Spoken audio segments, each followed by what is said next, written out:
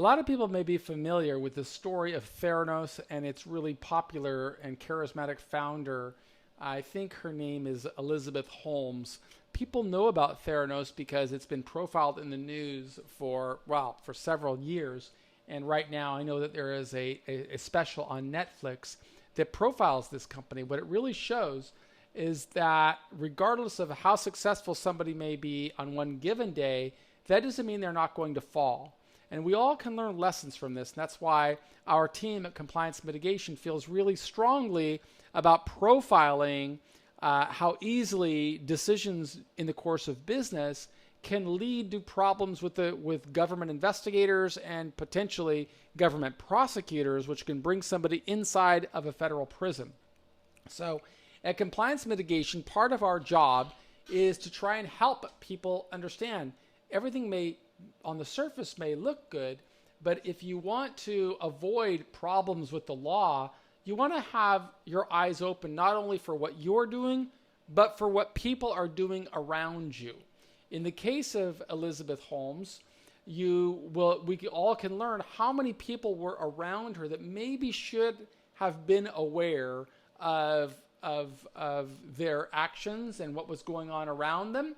And so we decided to do a profile or a case study on what we've learned from this. And I want to thank my colleague, Larry Hartman, who wrote this case study. I just wanted to make a video and an audio file of it just in case somebody wanted to listen and learn as they go. So this is part of our subscription series where we teach on how behavior in the workforce can lead to a government investigation or a criminal prosecution.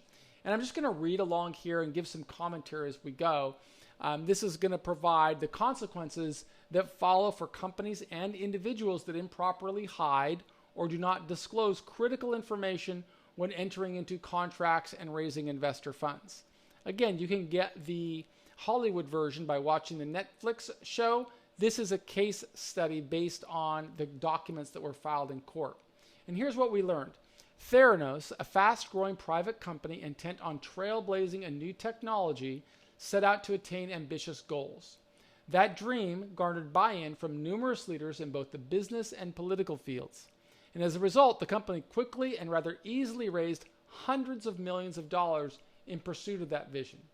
Obstacles arose along the way, but the company ignored them, plowing forward with business deals and public use of its product despite the fact that the product failed to perform as advertised. Now, what are we saying here? We're saying that somebody sold a dream, and despite having data that showed that that dream was not going to materialize, they continued to perpetuate the dream, in which case they were deceiving investors. And when they deceived investors in order to get money that they could use, even though they were failing to deliver, they were not only violating regulations, they were violating federal laws, if that's true. And there's about to start a criminal trial to assess whether that is true. So through this course, we are going to learn different lessons. Readers are going to be able to understand and identify the need for proper corporate disclosure.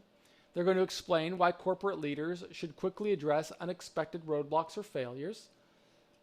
Readers will learn how to describe the importance of checks and balances within an organization, understand and explain how employees might play a role in ensuring corporate compliance, and 5, identify and understand how decision-making or actions taken within a division or a department of a company, given too much autonomy or even by inadequately supervised employees, can have a cascading effect on fellow employees and the entire organization, including the investors, the community.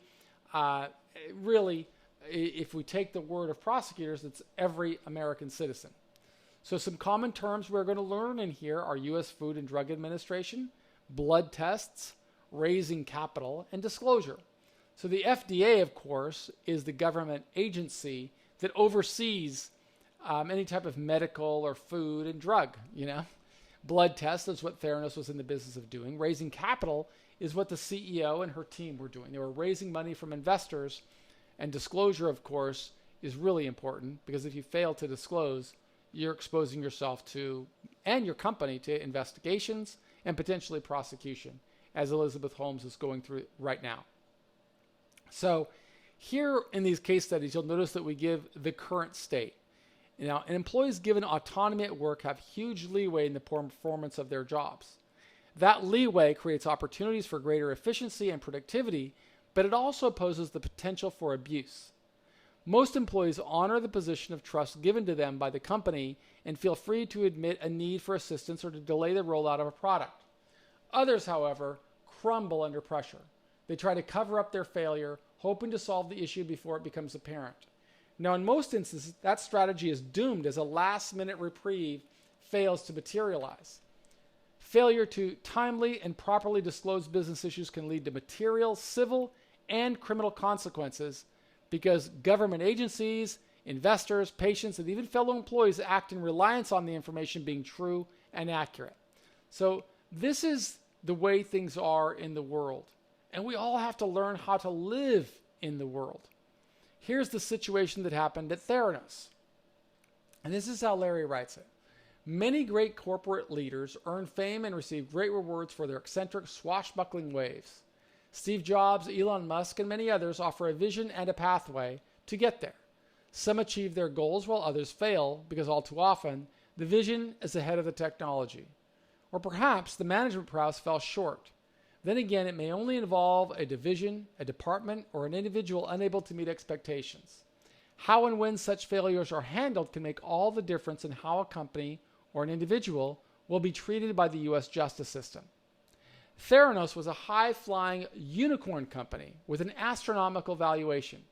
It touted a prospective revolutionary technology with the vision of democratizing personal diagnostics in the blood testing field. It also serves as a critical lesson on how quickly and easily a person can go from the executive boardroom to the courtroom for a white-collar crime. Elizabeth Holmes founded and served as CEO of Theranos, a company created to materially advance antiquated blood testing procedures by developing a method using surprisingly small volume of blood, such as a fingerprick. Holmes described her fear of needles as motivation, a common fear many people could relate to, which helped fuel the startup growth of her company. So, blood testing, it can be expensive and cumbersome because you've got to have the blood drawn, then sent to a laboratory, then tested. What Theranos did, allegedly, is it provided like this do-it-yourself way to test blood. And I mean, truthfully, I'm not that familiar with it. I don't remember. That's really not what's relevant. What's relevant is she didn't do the test did not do what she said it would do. She deceived investors. And if you want to see it right here in this section of our case, you can actually see the indictment. So if I click the indictment, open link in a new tab, there's the indictment. United States District Court, Northern District of California. This is being brought against these two people. These are the charges against them. And this is the indictment that anybody can see. Okay? And this indictment can give somebody a real perspective on what follows for people who get accused of breaking regulations and then the law. And of course, this is a very big case. There were hundreds of millions of dollars involved. And I mean, here's some of the money that was wired to the investors: 100 grand, 5 million, 4.8 million, 38 million, 100 million, 6 million. That's going to have enormous implications in the event that a jury finds these people guilty. So this is an example of what an indictment looks like. You can get it from our case study. It's freely available on our website. The analysis. So here's how Larry wrote out the analysis. The company first began as an idea while Holmes attended Stanford. After the end of her freshman year, she worked at a laboratory at the Genome Institute of Singapore and tested for severe acute respiratory syndrome through the collection of blood samples and syringes. She then filed her first patent application on a wearable drug delivery patch in 2003, earning a reputation as a brilliant go-getter.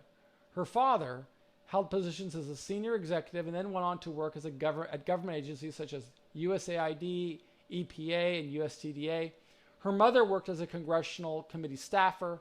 All of this helped seal Holmes's reputation and lent credibility to her bold new idea.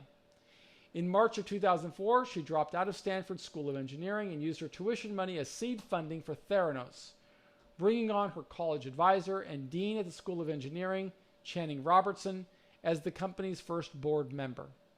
Mr. Channing instrumentally then introduced Holmes to noted venture capitalists, presumably in Silicon Valley. By December 2004, and she dropped out of school in March of 4, by December of 2004, Holmes had raised $6 million to fund the firm. At the end of 2010, and this is right in the heart of the recession, Theranos had garnered more than $92 million in venture capital. In July of 11, Holmes was introduced to the former Secretary of State, George Shultz. After a 2-hour meeting, he joined the Theranos board of directors. Theranos was well on its way. So you're getting these luminaries to come on your board and help you theoretically build a successful company, but instead these people kind of turned a blind eye to what she was doing, allegedly. Holmes went on to form what was widely recognized as the most illustrious board in U.S. corporate history over the next 3 years, including members such as Henry Kissinger, James Mattis, a retired general, Gary Roughead, a retired admiral, Bill Perry, Secretary of Defense, Sam Nunn, former U.S. Senator, Rich Kovacek, the former CEO of Wells Fargo, Bill Frist, a heart and lung transplant surgeon and former U.S. Senator, Bill Foans, former Director of Centers for Disease Control, apologies if I didn't pronounce his name correctly, Foge it looks like, and Riley Bechtel, Chairman of the Board of the Bechtel Group. So enormously successful people. Holmes notably impressed these individuals who chose to join the board because of her competence, both technical and scientific, but also focused on human rights in the most classical sense of what human rights are about. And she was viewed as really a revolutionary in the truest sense, as revealed in subsequent interviews. They also noticed the promise of technology to save lives and Holmes's vision of democratizing healthcare as additional key factors. So over the course of the company's life, Theranos raised more than $700 million from venture capitalists and private investors by 2014, claiming advanced research and technological development requiring only a small amount of blood for tests that would ordinarily be needed and costs far below that of existing exams. Behind the scenes, though, the technology did not evolve as hoped. Theranos asserted it was conducting patient tests using Theranos' manufactured analyzers, but in truth, Holmes knew that Theranos purchased and used third-party, commercially available analyzers to conduct most of the work. So she completely lied and fabricated information, and the investors didn't know that. It's highly unlikely that investors would have ponied up $700 million if they knew that there was nothing proprietary about what she was doing. The defendants also represented to investors that Theranos would generate over $100 million in revenues and break even in 2014, and that Theranos expected to generate approximately $1 billion in revenues in 2015. But in truth, the defendants knew that Theranos would generate only negligible or modest revenues in both 14 and 15. So she was living on investor money. Development shortcomings did not stop Theranos from rolling out a deal with a large national drugstore chain, Walgreens, enabling Theranos to begin researching consumers directly. Then Capital Blue Cross, Central Pennsylvania's largest health insurer with over 700,000 consumers, selected Theranos as its lab and blood work provider. In July of 15, Theranos' test for detecting herpes simplex virus 1 is approved by the FDA, and the company reached a valuation of $10 billion. But it was all a facade. Holmes's personal wealth skyrocketed to more than $1 billion as she began living in a luxurious lifestyle rivaling that of a movie star, according to an article on CNBC.com. She even employed personal assistants to run her luxury shopping sprees. She traveled by private jet. She stayed at exclusive hotels and drove an expensive SUV. She also enjoyed a high-end friendships and relationships that developed from being constantly in the limelight. Theranos' technology was only first questioned when John P.A. Ioannidis, a doctor, criticized Theranos in an article published in the Journal of the American Medical Association for having operated in stealth mode for years without publishing research in peer-reviewed medical journals in 2015. Things continued to take a turn for the worse for Theranos after the journal published an in-depth expose on the company. And in that piece, the author interviewed ex-employees who made claims including management incompetence and that the company had exaggerated the capability of their technology, thereby deceiving the public. Holmes appeared on CNBC's Mad Money in an attempt to do damage control in the face of growing accusations. During the episode, she claims the statements in the journal are false and that Theranos had supplied over 1,000 pages of documentation that disproved the allegations. This is what happens when you work to change things. First, they think you're crazy, then they fight you, and then all of a sudden you change the world. Sounds like Steve Jobs' type of quote. All these revelations caused the FDA to re-examine Theranos' nano container, with the FDA determining Theranos used, or which the FDA determined Theranos used in an uncleared medical device whose design was not validated under actual or simulated use condition. This forced Theranos to cease use of its unapproved nanotainer for all of its blood tests, except for one.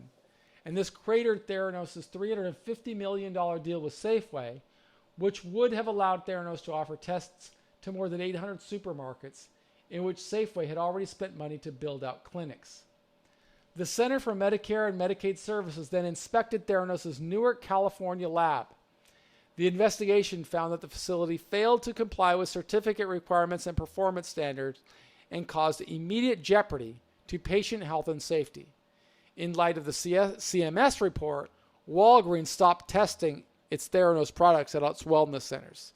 Then in June of 2018, the DOJ brought it all to an end by indicting Holmes and Theranos' chief operating officer, Ramesh Balwanian, on 2 counts of a conspiracy and 9 counts of wire fraud, finding that the pair had engaged in a multi-million-dollar scheme to defraud investors and a separate scheme to defraud doctors and patients. Government prosecutors intend on putting Holmes' luxurious lifestyle on trial as part of their case. Now, companies with powerful visionary leaders often develop a culture of complete deference to those leaders, creating an unhealthy work environment in which instructions are followed without question or consideration. Leaders at every level of an organization must foster a system that empowers rank-and-file employees to speak up and provide opinions. There were surely a number of people at Theranos who were aware that the product rolled out at Walgreens and planned for Safeway would not perform as advertised, yet they chose to remain silent until questioned by journalists at the Wall Street Journal. So all of this information, just to kind of sum it all up, is public information. Anybody can find it. In fact, if I showed you how to get the indictment right from our website, but you can just Google Theranos Netflix, right? And you'll see that there's a show on bad blood. In fact, I could pull it up right there. There's a clip from it. That's her. So she's famous for having wore her black sweater, and that kind of emulated Steve Jobs, her hero. I think this was an HBO production. You've got, but I could look more. Just look up Elizabeth Holmes. Elizabeth Holmes and Theranos, and you'll see all the stories about them. Right? There's a whole wiki page, Business Insider facing trial. There's the DOJ press release, CNBC articles, Bloomberg articles, Fox Business News. I mean, she's everywhere, and she's been everywhere on the news for the past more than 5 years. And the important takeaway, I think, for people in jail, or rather not for people in jail or prison, but rather for people who don't want to go to jail or prison, the important takeaway is that, things may look good, but that doesn't make them good. If a person wants to qualify or avoid problems with the government, then they need to act as good corporate citizens, and they need to make sure that that everybody in their circle is doing the right thing. That approach is what's going to save companies and individuals from being wrapped up by a few bad actors. Now, I don't want to make a judgment call on Elizabeth Holmes right now. I don't know her. I don't know what the evidence is going to be against her. I'm only making this case based on really I'm just reading what Larry wrote here on this in this lengthy article that we use as a teaching tool. And if you're watching this video without being part of our premium group, I think you can learn something just from this story. But if you want to get a certificate, then I encourage you to sign up for our compliance program. You can test it for free for 30 days. You take a little quiz on what I just told you, what I just read, and you get a certificate with a QR code.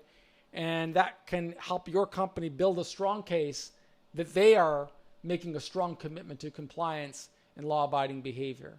I am Michael Santos with compliancemitigation.com. Encourage you to visit our website and subscribe to our channel. We produce new content every day to try and help people avoid government investigations and, more importantly, white-collar crime.